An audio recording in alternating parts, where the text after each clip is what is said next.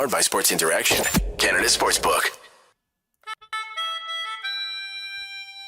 Finally, I get to use that sound effect once again. The Arizona Coyotes have been sensed.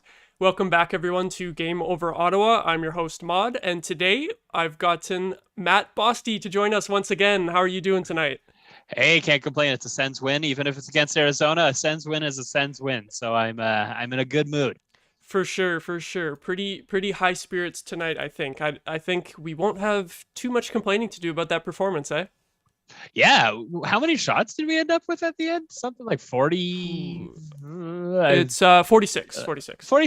46 shots in a regulation time game. Like, regardless of the 3 goals against and a game that shouldn't have been stressful, having some stressful moments. The fact of the matter is, after a couple of lackluster performances, it looks like the Sens really had their marching orders to just bring the offense, and 5 goals. That's some offense that has been brought. For sure. I do have to say, and maybe we'll get into it a little bit more, that with that big of a shot discrepancy, I'm a little bit annoyed about how it was so close at the end of the game. But just small complaints tonight, I'll put it that way. Now, before we get into the full breakdown, just going to thank our sponsor, Sports Interaction.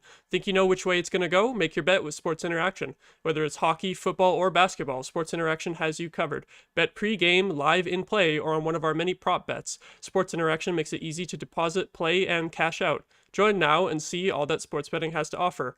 Want to bet? Head to sportsinteraction.com/SDPN. That's sportsinteraction.com/SDPN. 19 plus, please play responsibly.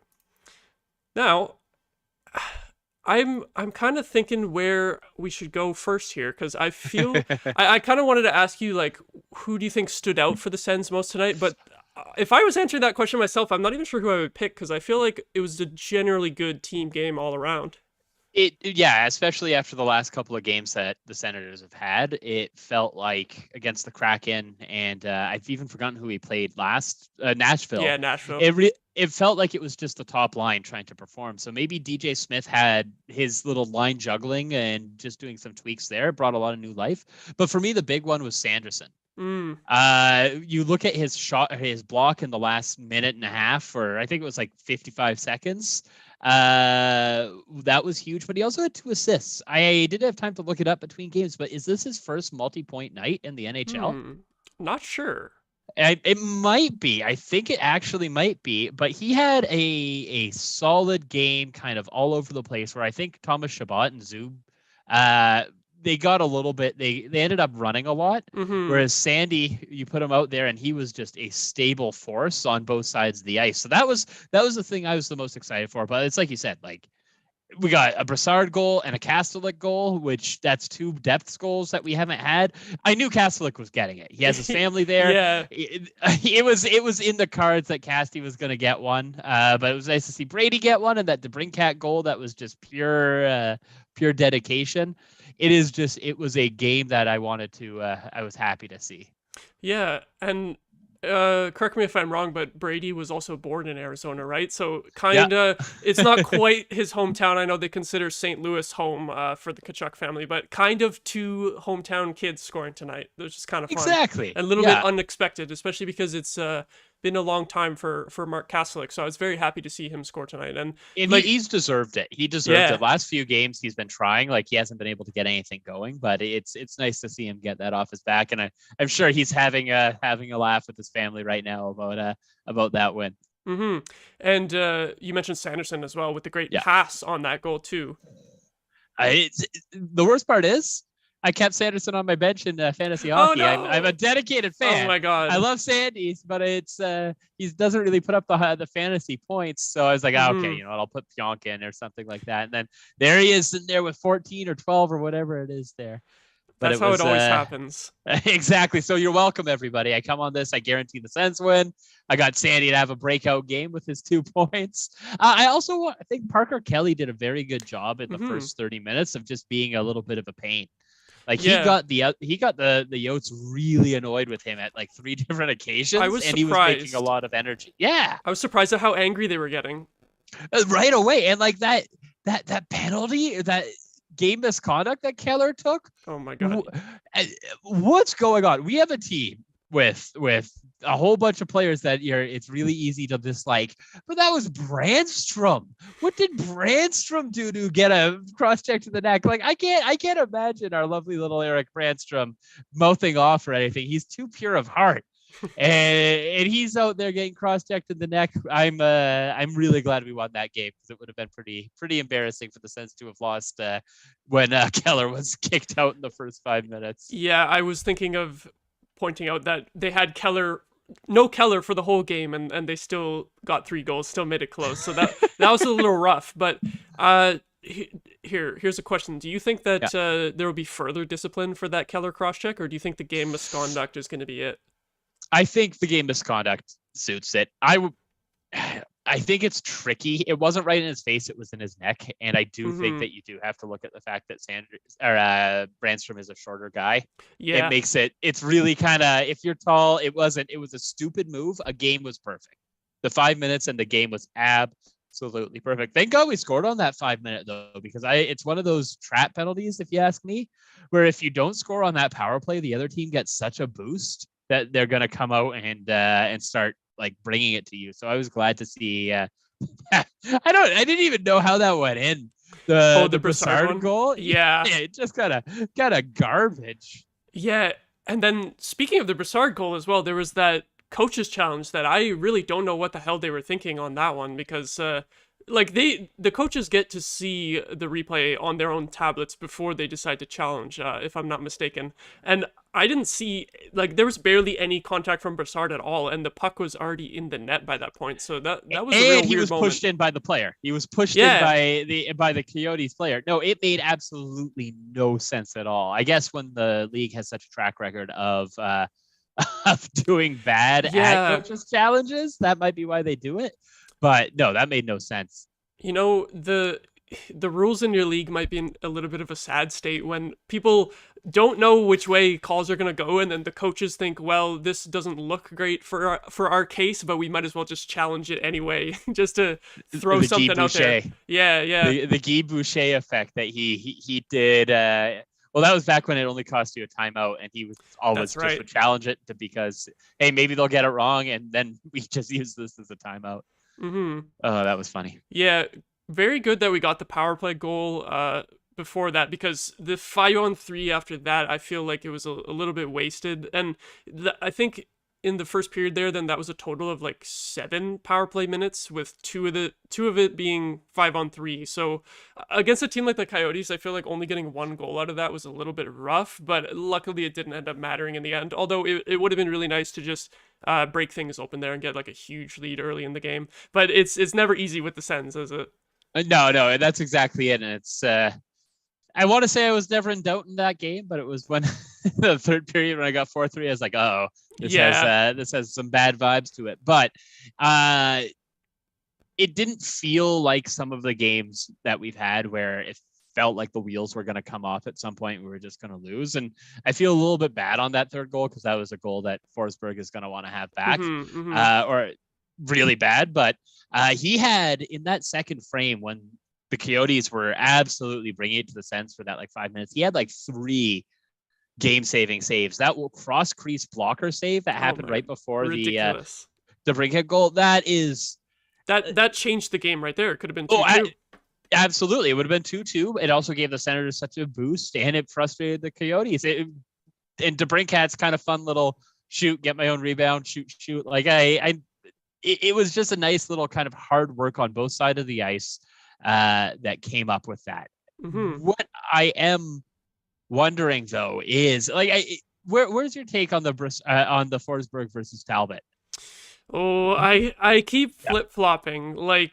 I was so happy with Forsberg's game today until that third goal, and then I just see that and it's this shouldn't be close right now, but you let that in, and then suddenly you give the other team life. But then that's the thing with Forsberg, is he completely turned the game around in the second period with that save right before the DeBrincat goal, like we mentioned. So I feel like in general Talbot is a little more steady, and Forsberg is more he'll make chaos. he'll make those amazing saves, and then he might let in a couple softies. I remember a game earlier in the season. I think it was the one in Dallas where he had like almost 40 saves, but every goal that went in on him was like a floater from the point. Like, so it is weird. It's so weird for me with Forsberg. And then, oh, I should see if I still have this open. Yeah, I saw on Twitter earlier today someone had posted like the JFresh advanced stats cards for both the Sens goalies, and despite the fact that Talbot and Forsberg are very close in terms of save percentage and goals against average, Anton Forsberg, for whatever reason, rates way higher in all of these advanced stats. Like pretty much every category. Looking at that, yeah, it's weird because like especially when you think of like accepted or expected saves above goal average, whatever the XSVGA crazy one is, like you expect a goalie who lets in these floaters to be down on that. So it is such a hard goalie to kind of evaluate. Like, do you sign Talbot if you're Pierre? Do you sign Talbot? Yeah, as your starter, your 1A 1B situation next year? For me, I think it comes down to the money because they still need to keep money open for a top 4D edition. But and obviously re-signing DeBrincat, hopefully. Yeah. But I would ideally like to keep Cam Talbot, but again, with the money, I think if you can keep him at around his current salary, which I think is a little fair, maybe he could get a little bit of a raise, then I would be perfectly happy to keep him. And in fact, I would like to see Talbot re-signed. But if he's asking for a big raise, like 4 or 5 million average, yeah. I wouldn't do that. I'm with you on that. Like if you could keep him in the 3 to 3.5 ballpark, I'd do a 2-year. Because I'm a goalie weirdo. I love watching goalies. I love crunching the stats. I think that the future of the league is going to be 1A, 1B goaltenders. Just because injuries to if you're putting your $10 million with Bobrovsky and he's not great, then you're screwed. Yeah, exactly. Like look at Florida right now. If they were getting quality goaltending out of Bob, they would be sitting easily in a playoff spot. But instead, they're giving up so many goals and so much of his money, or so much of the money is tied into that. I just saw someone in the chat, one of the shots, which I think you said it was 46 for Ottawa. Yeah, that's what they had up on Yahoo. They had 46 for Ottawa and 29 for Coyotes. That's a high shooting game. Like not just Ottawa. That's 76 shots, but going on that. Do you think the Sens are looking at Dumba? There was that intermission piece. Yeah, I was gonna bring that up as well. I actually let me see how it looks here if I pull it up. I got his stat card as well from JFresh. Got it up on the screen here, and now I'm not an advanced stats expert, but I look at these numbers and the nice red boxes with the low numbers, and I'm not impressed. Like I feel like Matt Dumba is a player that I just kind of forget about that is still in the league. Like he was a guy who had a lot of hype as a prospect, and then it just like he's been okay, I think. But then you look at these stats, like super low ratings for the defensive advanced stats, and I'm just like, is this really the guy that we need? Is that who we want? Yeah. Is that where we're gonna be putting some money towards, and especially with the price tag around him? Though if he has regressed this bad, maybe you re-sign him for cheap. If you can get him for 4 as a reclamation, but no, I don't think he's the answer, because I think Bruce talked about that. He said that Pierre was in Minnesota. He scouted him in person, which I take everything a grain of salt there. Sometimes it feels like it's I don't know. He's reporting on things. He doesn't have the same lines he used to into sure. Some of the org. I do think though that if Dorian was actually there scouting Minnesota, then it's probably pretty likely. But what would they want for him? That's the thing as well, is he's expiring and he's on a playoff team, so it's a team that you would think would be buying, but they're looking to get rid of him just because they're not going to sign him. Like you would think they would keep him for the playoff run, but they don't even care. They're like, we don't even need this guy for this year. We're going to be better without him. Yeah, so I don't know how much they can ask for him in a trade in that scenario when you're like, oh, we're trying to make the playoffs, but we don't want this top 4D anymore. Yeah, exactly. It's weird. And then who do we fling back at him? Zaitsev? They can plug and play, maybe, but no. My God. Could you imagine? Could you imagine if Zaitsev ended up on a playoff team this season? I want Zaitsev to get a cup ring so that Luke Shen, Zaitsev, if Edmonton ever wins, Cody Ceci. I just want to be able to have like a team of these defensemen that have always been like absolutely roasted by their teams. Yeah. They're on the cup. Did you mention? I blanked out when you said the names there, but did you mention David Rundblad as well? No. The Stanley Cup champion David Rundblad. We had him as well. I forgot about that. Do you remember that Rundblad hype? That I remember he had this stretch pass in his rookie season to Colin Greening for a breakaway. I can't remember what team it was against, but I remember the highlight of that just burned into my memory. Good. It was like, this guy's gonna be so sick. And we essentially traded Tarasenko for him too, which is the funniest part. Yeah, and we got Turris in the end, so you can't really complain. Yeah, but after we traded him, I remember I watched a YouTube video of David Rundblad highlights from the Swedish Elite League set to like some song called Magic Number 7. That was horrible. God. And I would watch it like at least once a week because I was like, oh, this guy's going to be the best in the league. We don't need Erik Karlsson. We got David Rundblad coming up. And he just turned into, what a weird stretch. Nikita Filatov, Rundblad. Yeah, Filatov. Oh my God. CC Cowan. So many of these high-ranked players on the Sens that were just so unfun. I feel like Rundblad's hype was what we expected Karlsson to be, and then no one was expecting Karlsson to do much, and then he just stole Rundblad's hype, and then it was like, we don't need this guy anymore. Yeah, get out of here. Which it was a weird time to be a Senators fan. Was I say the 2010s, because the lowest of lows and the highest of highs, kind of a weird roller coaster. But I don't get that vibe from this team. I want to know if you have the same feeling. Like, I know that we've had the ups and downs of the season, but just kind of the way that the team handles themselves, and it feels like the core of the team and all of the players kind of have the same goal, and they understand. Like they're pushing for it. Was it who was the second period interview? Oh, I missed it. I honestly have no clue. Yeah, that's okay. I can't remember who it was. It might have been Giroux.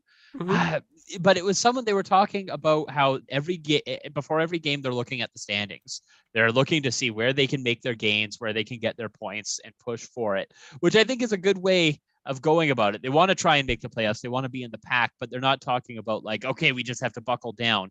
It really feels like there's a team buy-in from top to bottom that has done a lot of work into changing the culture and making Pierre Dorian's we're a team soundbite actually make them a team. Yeah, I definitely think they are a team. They're a team. Both in the literal sense and in terms of what you're saying. Like, it seems like a very close group, and I feel like they don't get too hard on themselves when things are going rough. They seem to be able to keep things lighthearted enough that they can keep focus and be able to bounce back from rough stretches, because those last two games were completely horrible, but they managed to do decent enough tonight. That Seattle game was the first time I've ever left a game more than like 10 seconds early. Like I used to stay for the 3 stars, even if we lost. I left on the 7th goal. And as I was leaving, we heard the Timmy Stew hat trick you goal. missed the 3rd goal. I know. Oh my God. I was like, but I was like, no, let's not wait. You've already committed to leaving, so at that point you can't turn around. You look at the replay on one of those screens on the way out. It was right in the front. I was like, oh, that's a good goal. And I was like, do we go back in? But here's the thing. I thought, do we go back in? Are the Sens gonna come back? And then I was like, nah. There's still 3 more goals, and then we got scored on. At least the team can give you the slight bit of hope that when you saw that goal, you're like, maybe it's not completely done yet. I think I've seen 5 games already this year, and I think only 1 win. Oh, but wow. I know I'm bad luck. I'm bad luck in person, but good luck on here. Yeah, you got to stay here and not go in person, I guess. But every single game except for the other one, it was super close. Like, even if the game didn't start out well, they would have a 3rd period that just made it seem like they really, really, really wanted to win. But that Seattle game, that was a cursed game. The Senators were kissed by a witch. That whole thing. It was 8 goals against, all at even strikes on like 23 shots. The ice was garbage. I've never seen ice that bad. Like, they would flip the puck, it would go all over. You had Dolph Ziggler, the wrestler, just running around whipping t-shirts at people. Wrestling night. It was just a weird old thing. There's also something, I don't know, when I go to a hockey game, it's an event. It's a theme night. So the wrestling night, I'm going to the country night. I saw a game before Christmas. They had a terrible Christmas band in there. Oh, wow. Yeah, I bought these tickets back in August. I didn't know what was Yeah, going just on, complete but fluke. somehow, Damn. I'm getting the weird theme It's nights. it's always an event when you're there, I guess, and always That's losses for Bossy, the Sens baby. apparently. Yeah. We beat Montreal, and that's all that matters. I'll take a Montreal and Toronto win out of the ticket package I got and lose the rest just so I can laugh at the fans in the stadium. I wanted to ask you about. I know I keep asking you questions, That's which all good. All good. there. What's your take on Mullet Arena? That Oh, everyone talks about it. Everyone goes all over the place. yeah. So in the off season, when everything was leading up to this being the case, where like they had to, like this was their only option, right? When it Yeah, was pretty much getting confirmed that they had to play in this arena, I thought it was pretty much a joke, like pretty much an embarrassment to the league that you have a franchise in this situation. But I mean, it doesn't look like it's been that much of a disaster in reality. Although I do have to mention, like there was empty seats tonight, and I saw that. it's Yeah, only a 5,000 seat arena, so it's like, are they really? I haven't seen like their attendance if every game is a sellout or what, but like, are they really not selling out in the I know the 5,000 tickets seats? are. So they have a student section where That's tickets are right. affordable for the students. I know some of the other places they're insane. Like first bowl tickets are like $350 or something absolutely wild for a Phoenix Coyotes game because Mm-hmm. or an Arizona Coyotes game. I would never pay that, but maybe just they think because of the limited there. So I wouldn't be surprised. Ottawa's not a draw. Like if you go to Arizona and you ask them about Ottawa in general, they're gonna have no clue who we are. Yeah. So we haven't been good in about 5 years or really 10 years. So these passive hockey fans aren't going to be like, oh, I got to see the Sens. Mm-hmm. We gotta start winning some playoff series before we can be an away draw on that. But I just think it looks kind of fun. Like It would be fun to be there. yeah, like I think one season is fine or something like that. But like if the Senators had a game in like Belleville and they were Mm-hmm. playing the Belleville Arena, which I think is only like 3,000 or 4,000 people, I would absolutely go because the energy just seems wild with how small the place is and how close you are. I think it would be a lot. I think that it's a good opportunity for people to feel that up close hockey. But Yeah. yeah, I think 3 years of this, the second year and third year will seem a lot less fun to me. But Mm-hmm. luckily, we're not watching there. Camera quality was good. I was worried that it was going to Yeah. be like Florida's awful, like you're looking at the plane Yeah, just way up of from above ice. the Oh, bird's I eye view. hate that. Hate that one.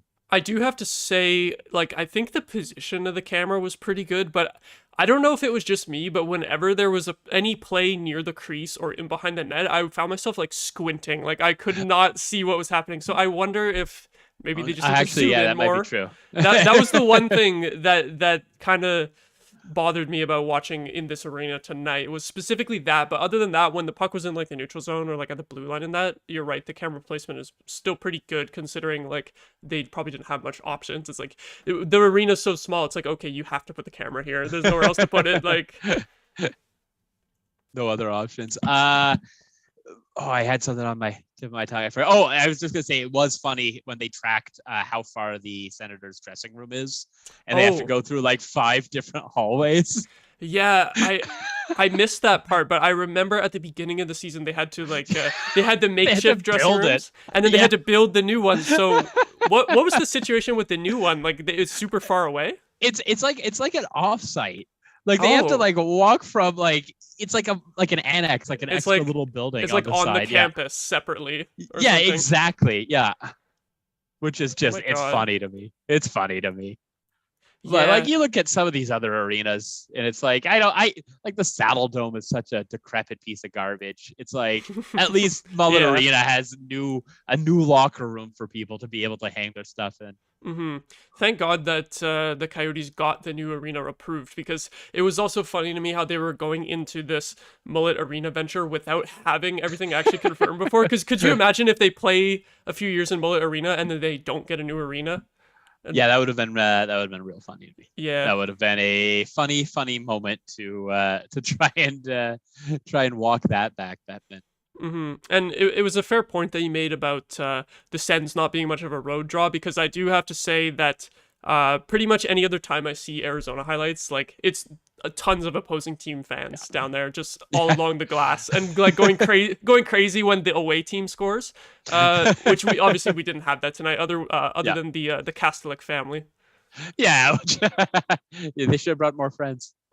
Probably had to get the tickets, but it's also just like Ottawa. We can throw it back. Like I don't know anyone in Ottawa who goes to Arizona all that often. Yeah. It's not like Vegas where you can just hop on a plane for $85 because it's like held down by the Vegas industry. They subsidize it. It's expensive to go there, kind of thing. But it would be cool. I'd love to. If anyone watching this next year wants to take me to the Mullet Arena, I will go and I will act a fool there. I will be politely asked to never come back, and I will be banned from all U.S. college campuses if I get to go to a game at the Mullet Arena. I got the hair to back it up. Yeah, you'll have the mullet ready to go, eh? Always. Maybe we'll have to have a bit of a game over trip down to Mullet Arena next year. I love the idea. I'll start fundraising now. I'll cut a chicken in half for $20, and then we'll see how far we get. Yeah. I did notice as well, like I quickly looked up the capacity of the arena and then like average attendance, and according to Hockey TV, like the average attendance at Mullet Arena is exactly their capacity. So I think they are selling out every game. Maybe it was just like some That's good. Sold seats or people didn't show up at all tonight or something like that. So season ticket holders who are like, it's a goddamn Thursday night. They don't even know where Ottawa is. Senators. Yeah, I'm staying home. Kind of vibe. Which again, 40 games. Like I have a partial ticket package, and it's like 11 games all said and done, and that's the perfect amount. Like I'll go for people who like more, but like if I was seeing every single home game on a homestand by the end of it, I would just be like, I can't see the inside of the CTC again. It's a lot of the energy water's cold. Yeah, exactly. To go to a lot of games in a row like that. Even just later this year, I have tickets for like 2 back-to-back games, and I'm like, damn, two nights in a row going out to the CTC. Like it'll be very fun, but I'm also like, I kind of like having my my visits to the arena a little bit spread out. Yeah, that's what I found. I tried to do one a month, and then I staggered a couple extra ones in the end, just in case we were on a playoff hunt. I got one of the tickets to the Carolina game at the end of the year, and I have seen Carolina like 50 times. I don't know why. If I ever win tickets, it's always Carolina. But it's like, well, it's the last game of the season. What if it's the one to get in? Is it the Detroit back-to-back that you have tickets to at the end of February? So I think there's a day in between. It's Edmonton visits and then Calgary visits, and there's a day in that's between. Not bad. So that's not bad. Yeah.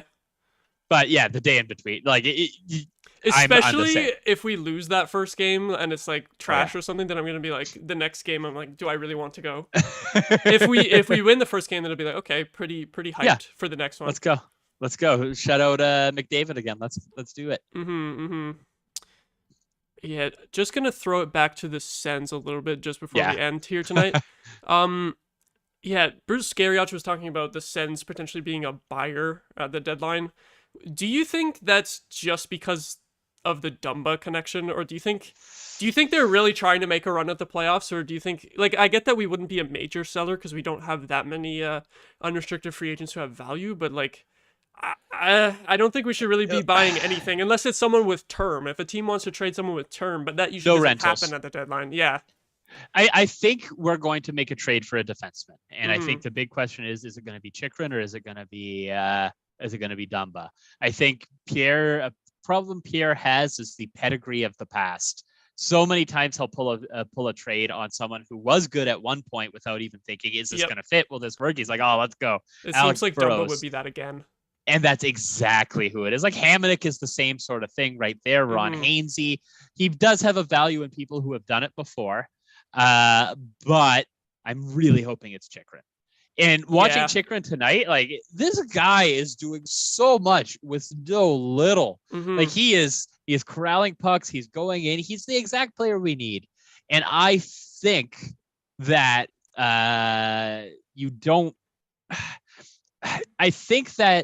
you don't really need to have both Pinto and Grigg on our team. I like them both. I think they're amazing. And if we have the luxury of having a third line and fourth line centers are Pinto and Grigg, depending on where they're playing, that's amazing. They're too good for that. Yeah. So if the ask is a first Greg or Pinto. I hope it would be Greg just because I think Pinto has a more unique skill set than Greg in that third line defensive forward.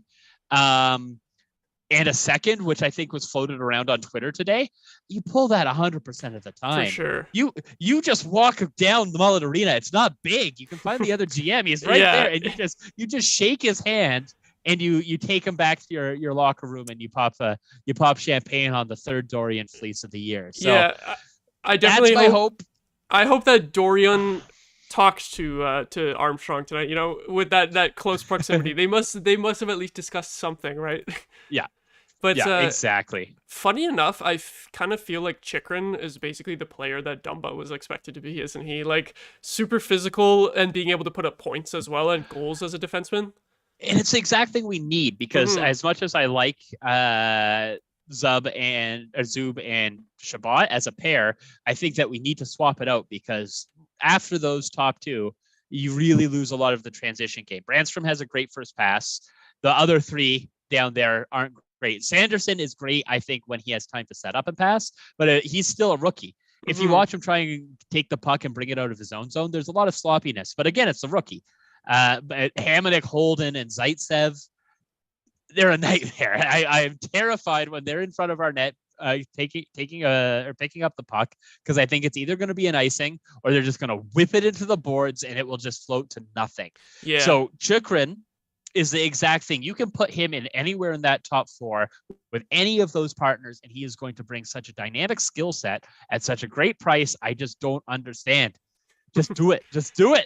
I think that's the sticking point is the price. But I feel like when you sit on an asset for so long, I feel like his trade value has to just go down because the thing is at the beginning of the season, he was 3 full seasons on his contract at a cheap amount, and now you're halfway through one of those. And so, and if you get him at the deadline or in the offseason, it's only 2 on that really good deal. So I feel like the price would have to be going down a little bit. Yeah, I think so. I think absolutely. Well, and I think the first mock trade that I saw was like one of Pinto Grieg, our first, a second, and then one of Thompson and JBD, and like then like something like Luke I would do Lohet. that. Well, I would still do that. I would still 100% do it. And if we don't have to give up Thompson or JBD anymore, do that 100% of the time.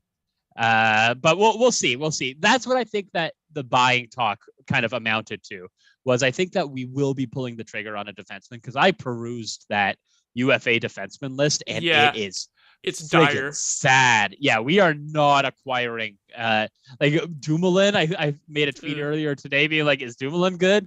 It's another guy who was good and not anymore. Yeah, exactly. And he was never even that good. Like he'd be affordable, but like, do you want to do that?